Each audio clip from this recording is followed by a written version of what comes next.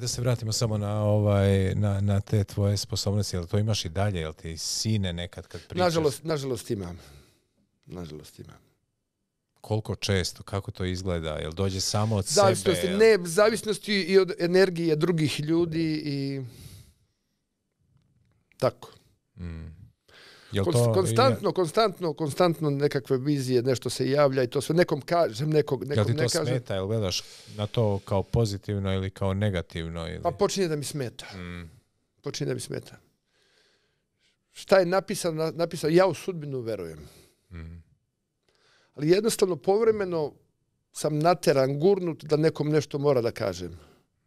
S dobre strane nemam ja ništa loše u sebi. Kaže, ja sam rođena na Svetog Iliju, molim mu se svaki dan i to sve dupli lav. Kome sam u životu mogao da pomognem, pomogao sam mu.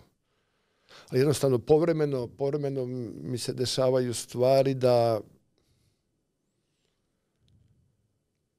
kažem, gledam da izbegavam, ali baš kad sam nateran da nekom nešto kažem.